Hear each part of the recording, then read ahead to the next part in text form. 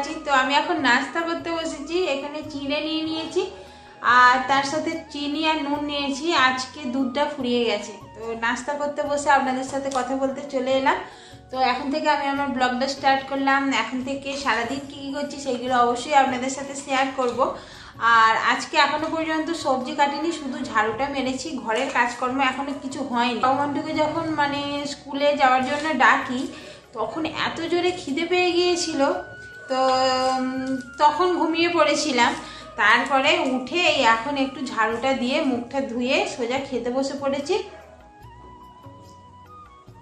আর একটু দুধ হলে ভালো হতো, কিন্তু দুধটা ফুরিয়ে গেছে, আর কি করা যাবে। আর ওদিকে ডিম সিদ্ধ চাপিয়ে দিয়েছি, এদিকে চিড়ে খেতে খেতে ওদিকে ডিমটাও সিদ্ধ হয়ে যাবে। একটু শুকনো শুকনো হয়ে গেছে চিড়েটা, এই যে। তো চলুন আমি নাস্তাটা করে নিই। নাস্তা করে সারাদিন কী করছি সেইগুলো অবশ্যই ভিডিওর মাধ্যমে আপনাদের সাথে শেয়ার করবো। ব্লগটা দেখতে থাকুন আর সাথে থাকুন। মেঘলা মেঘলা আকাশ দেখতে একদমই ভালো লাগছিল না। আজকে কত সুন্দর রোদ উঠেছে, বেশ ভালো লাগছে। চারদিকটা কেমন যেন একটা ঝলমল ঝলমল করছে। আর শীতকালের রোদটা গায়ে লাগলে এত সুন্দর লাগে, মনে হয় যেন রোদ থেকে আর আসবই না। তো যাই হোক, আমাদের তো বেশিরভাগ ঘরেতেই কাজ। যখন ছাদেতে যাব তখন একটুখানি রোদ পেয়ে নেব। তো চলুন রান্নাবান্নাটা স্টার্ট করে দিই। তো এদিকে ভাতটা চাপিয়ে দিয়েছি আর এদিকে ডিম সিদ্ধ হয়ে গেছে। ডিমটা খাবো আর সবজি এসব কাটবো। সবজি ধরে নিয়ে চলে এসেছি। কালকে সিম রান্না করেছিলাম, আজকে আবার কি রান্না করি দেখি। আর ফ্রিজেতে মাছ আছে। মাছ আর রোজ রোজ খেতে ইচ্ছা করছে না, একই মাছ তো রোজ রোজ খেতে ভালো লাগছে না। তো সেই জন্য আজকে ভাবছি একটু বেসনের ঝাল করলে বেশ ভালো লাগে, তো সেইটাই করব। আর এখানে এই যে সবজির জায়গা ধরে নিয়ে চলে এসেছি। তার আগে ডিমটা খেয়ে নেবো আর ভাবছি চানটাও করে নেবো। বেশি এখন বাজেনি, 1টা বাজে। তো প্রত্যেক দিন লেট হয়ে যাচ্ছে, রান্না বান্না করে। আজকে তো সকাল সকাল রান্না বান্না চাপিয়ে দিয়েছি। তো অন্যদিন কি হয়, এখনো পর্যন্ত সবজি কাটছি অন্যদিন। তো সেই জন্য আজকে যেহেতু সকাল সকাল হয়ে গেছে, রগ মুছে এসব সব হয়ে গেছে, আমি নাস্তা খেয়েই এই কাজগুলো করতে শুরু করে দিয়েছিলাম। বাসন ধুয়ে নিয়ে চলে এসেছি, ওই যে ওখানে বাসনগুলো রেখে দিয়েছি। রান্নাঘরে এখনো পর্যন্ত নিয়ে যাইনি, বাসন ধুয়ে রেখে দিয়েছি, রগ মুছে রেখে দিয়েছি। এবার খালি চানটা করে নিলেই হয়। আর জামা কাপড়ও নিয়ে চলে আসা হয়ে গেছে। কিছু জামা কাপড় আছে, ওইগুলো একটু পরে ছাদেতে যাব, তো তখন নিয়ে চলে আসবো। এখন সবজিটা কেটে নিই, দেখি কি কি সবজি কাটা যায়। তো 2-1টা সবজি খারাপ হয়ে যাচ্ছে, ভাবছি ওইগুলি কেটে নেবো। তার আগে ডিমটা আর কি খেয়ে নিই। আর আজকে আর নুন দিয়ে খাবো না, গোটাই খেয়ে নেবো। নুন দিয়ে আর ওই কেটে কুটে আর খেতে ইচ্ছা করছে না। সকাল সকাল হয়ে গেছে, মনে হচ্ছে যেন সকাল সকাল চান টান করে নিলে বেশ ভালো লাগে। তো আর এই যে ডিম ছাড়াতে গেলেই কেন যে এইরকম হয়ে যায়, ভালো লাগে না ডিম ছাড়াতে।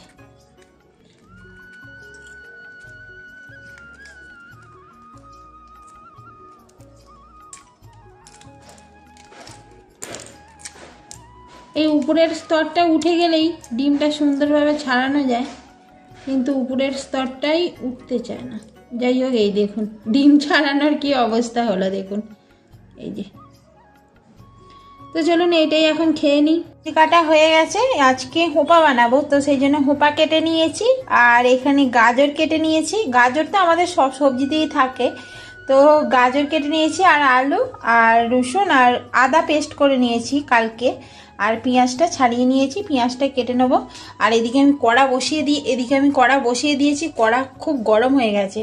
আর এই যে তেল দিয়ে দিই আর রান্নাটাও শুরু করে দিই। ওদিকে সবজিটা হতে দিলাম, আর এদিকে আমার পকোড়া খেতে ইচ্ছা করেছে। তো সেই জন্য ওই সবজিটা করতে দিয়েই কিছুটা আর কি সময় বার করে নিয়ে অল্প করে একটুখানি বাঁধাকপি কেটে নিয়েছি। আর ঘরেতে বেসনের পরিমাণটা কম আছে, তো সেই জন্য ভাবলাম যে অল্প বাঁধাকপি ঠিক আছে। শেষে বাঁধাকপি বেশি কেটে ফেলবো আর এদিকে বেসন কম পড়ে যাবে, জিনিসটা আর কি খেতেও ভালো লাগবে না। আর কড়াতে দিলে চারিদিকে আর কি বাঁধাকপিগুলো ছড়িয়ে যাবে। তো সেই জন্য ভাবলাম না, অল্প করেই করি। আর এখানে পেঁয়াজ, নুন, লঙ্কা, হলুদ, আদা, রসুন সব দিয়ে এবার ভালো করে মিশিয়ে নিয়ে কিছুক্ষণের জন্য চাপা দিয়ে রেখে দেবো। আর এদিকে চাল কিছুটা আমি ভালো করে ধুয়ে নিয়েছি, ওই মোটামুটি 3-4 গ্লাস মতো হবে। ভালো করে ধুয়ে নিয়ে আর এখন জল দিয়ে ভিজিয়ে রাখছি।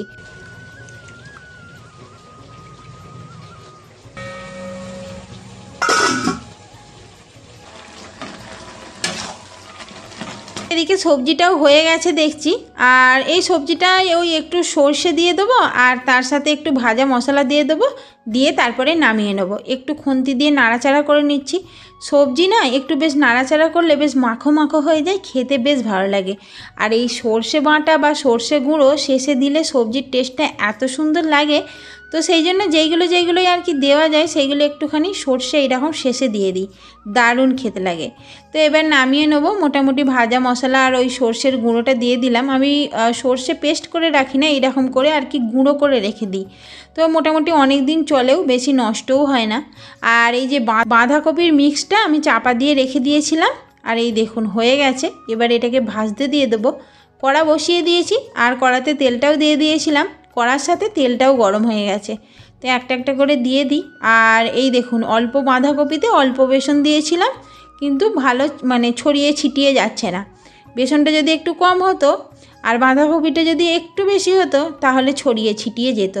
তো যাই হোক, পকোড়া খেতে কিন্তু খুব সুন্দর লাগে, বেশ মুচমুচে পকোড়া হবে, গরম গরম দারুণ লাগে। তো চলুন পকোড়াটা এবার উল্টে নিই। পকোড়ার এক সাইডটা হয়ে গেছে, আর এক সাইডটা হলেই পকোড়াটা পুরো কমপ্লিট হয়ে যাবে। আর যেমন কালার এই কড়াতে দেখতে পাচ্ছেন সেম কালার পুরো মানে সত্যি সত্যি হয়েছিল আর কি। তো যাই হোক, পকোড়াগুলো হয়ে গেছে। আর বাঁধাকপির পকোড়া আমাকে মানে যখনই দেবেন তখনই খাবো, দারুণ লাগে। আর পকোড়া মানে এমনিতেই ভালো লাগে, সেটা বাঁধাকপিরই হোক আর অন্য কিছুরই হোক। তো যাই হোক, কিছুটা অবশিষ্ট বেঁচে ছিল, তো সেইগুলোও দিয়ে দিই।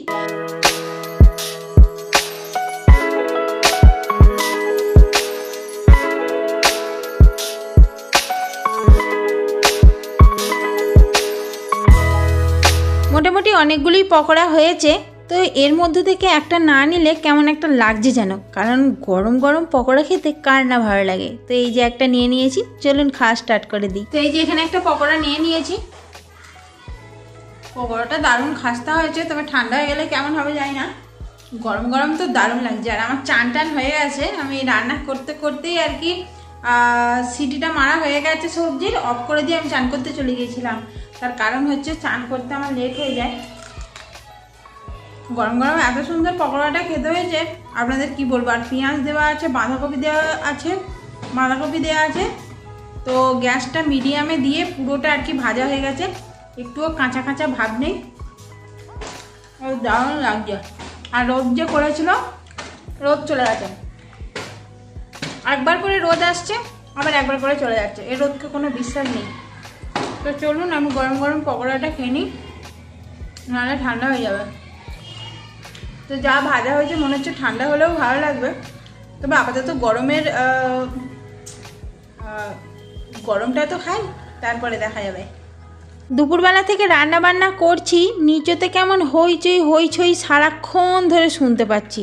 কখন ভাবছি যে রান্নাটা শেষ করে একবার ছাদে গিয়ে অন্তত দেখব নিচেতে কি হচ্ছে। এমনি ঝগড়াঝাটি হলে তো তার সাউন্ড আলাদা, আর এই বাচ্চাদের সাউন্ড আলাদা। আবার কিছু কিছু সময় জোরে হচ্ছে, কিছু কিছু সময় আস্তে হচ্ছে। তো এই যে খাওয়া দাওয়া করে একটুখানি ছাদেতে চলে এসেছি। ও বাবা, এসে দেখছি এখানে তো বাচ্চাদের পুরো ঝাঁক। ওই দিকের রাস্তাটায় কিছুটা বাচ্চা খেলছে, আর এই দিকে ঠাকুরতলার কিছুটা বাচ্চা খেলছে।